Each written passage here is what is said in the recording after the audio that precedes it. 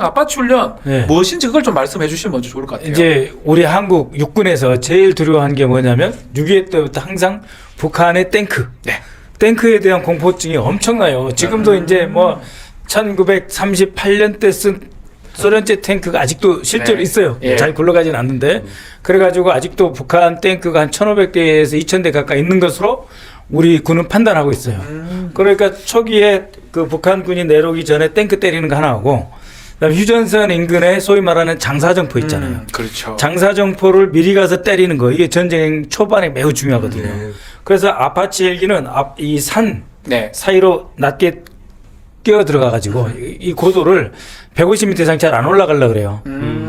모든 헬기 조종사들은 발이 땅에서 떨어지면 불안하다.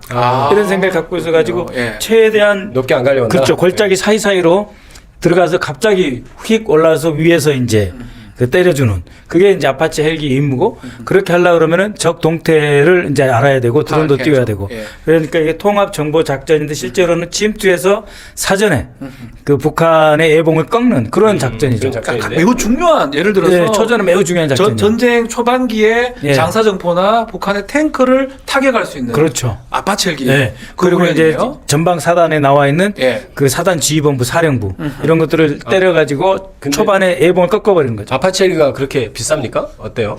그 도입 연도에 따라 다른데 네. 보통 한 900억에서 한 1,100억 정도. 조종사도 아주 잘 훈련된 군인이겠죠. 그렇죠. 그렇죠. 예, 최고 그 에이스 조종사들만 이제 아파치 통상 모으죠. 방금 말씀하신 대로 이게 저공 비행을 해서 보통 작전을 그렇죠. 한다는 것인데 침투에 들어가서 상대가 모르는 사이에 갑자기 위에 떨어서 바로 때리는. 때려버리는. 예.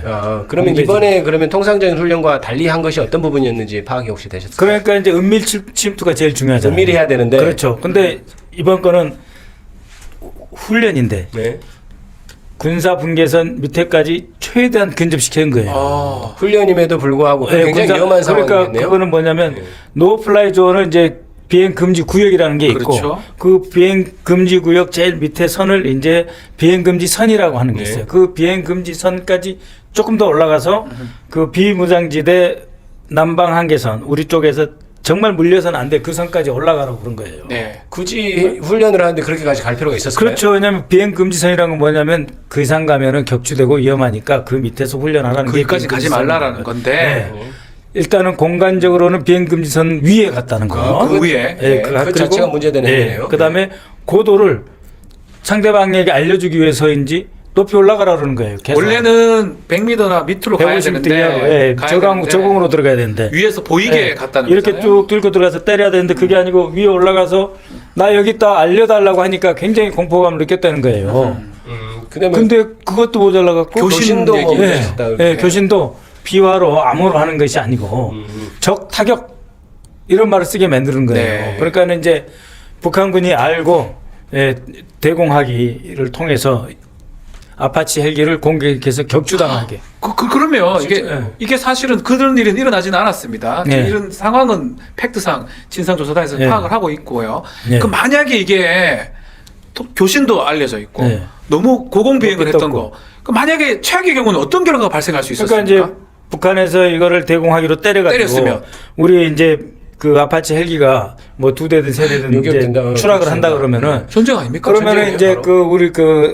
우리 이제 그 비무장지대 밑에 있는 예. 우리 GOP나 이런 데서도 무슨 일이야 할 거고 저쪽에서 탄이 또 날아올 거 아니에요. 그렇죠. 아파치 헬기만 때리는 게 아니니까 포탄이 날아올 거 아니에요. 그러면은 헬기선에서 끝나는 게 아니고 어떻게 해야 됩니까? GOP나 우리 군에서 또 쏴야 되잖아요. 우리도 화력 쏴야 네, 대형 사격을 할 네. 것이고 그래서 완전히 교전을 만들어내는 거죠. 이 교전은 지상 작전은 이렇게 어느 한 구역에서 이게 딱 차단이 되지 않습니다. 그렇죠. 해상 작전 같은 경우 뭐 연평도, 네. 백령도 거기서 배 2대가 두 척이 부딪히고 거기서 제한되잖아요. 지상 작전 한 번에 터지면은 그러네요. 쭉 거기 155마일 다 갈 수 있다고. 밀집돼 있는 상태에서 아무리 네. 그런 사고가 생기면 계속해서 응전하고 하다 보면 그렇죠. 그러니까 통상은 아파치 헬기가 이제 저공 비행을 하고 예. 그다음에 적 인접 지역 그러니까 북한 인접 지역이 아닌데 안 훈련을 가는- 당연히 안 할 가는 것이고 거고, 예. 뭐 통신을 하더라도 다 비화, 비화된 것을 그렇죠. 하는데 다 그걸 어긴 거잖아요. 다 고도를 어긴 높이고 거예요. 예. 적 인접 지역으로 가고 예. 그다음에 우리가 마치 이렇게 사격을 할 것처럼 그렇게 통신을 했고 네, 적 타격이라는 말을 썼고 그러니까 그런 상황에서 적을 타격. 근데 군에서는 이게 이런 의혹을 제기하니까 통상적인 훈련이다. 뭐 이렇게 얘기를 했나 봐요. 이거 좀 답변 자체가 좀 네. 어떻게 봐야 됩니까? 통상적이다. 통상적이지 않죠. 안 알아 보이는데. 통상적이지 않은 거예요. 지금 이 그 합참 작전본부장 이승우 장군이 있는데 책임져야 될 문제입니다. 이것도 다 조사돼야 돼요. 네. 예? 그래 지금 노상원 수첩에 명분이 필요하다. 계엄의 명분이 필요하다. 그거랑 연결되잖아요. 그래서 교전이 있거나 예. 교전 중이거나 교전이 막 끝났다라고 하는 것을 가지고 비상계엄을 실시해야 된다. 그래서 뭐 백령도 작전이 뭐니 북한 NLL에서 도발 유도. 네. 그래서 북한 쪽에서 도발 유도를 하는 징후가 있었어요. 실제로 4월부터 6월 사이에 백령도와 연평도에 특히 연평도에 한 200발 자주포를 쐈어요. 네. 그 해역에다 쏘면 북한이 반드시 반응을 하는. 근데 이게 지금 계엄 전에 4번이나 걸쳐서 이렇게 그렇죠. 했다는 거죠. 4월, 한 번도 6월, 아니고. 8월, 11월 이렇게 된 거예요. 그러면 비슷한 행위. 그럼 우리가 그럼에도 불구하고 북한이 반응하지 않은 이유는 뭡니까? 그건 좀 조사된 이제 거 북은 같습니다. 북대로 이제 감청을 하는 거죠. 아, 북한 듣고 있습니까? 네, 계속 듣고 있는 거죠. 아. 우리도 감청하고 북도 감청하는 거예요. 감청하는데. 그러면서 어떻게 해석을 했든지 간에 아하. 좀 다르다. 그 아하. 저들은 그렇게 인식을 했을 거예요. 북한이 그러면 이런 말하기 좀 그렇지만 만약에 말려들었으면 전쟁이 나는 건데. 그러니까 이제 이 작전이라고 하는 거는 항상 자기 주도성이 중요한 거거든요. 예. 어떤 군사적인 상황이라고 하는 거.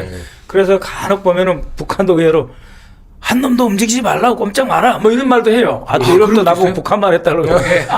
뭐 해도 됩니다.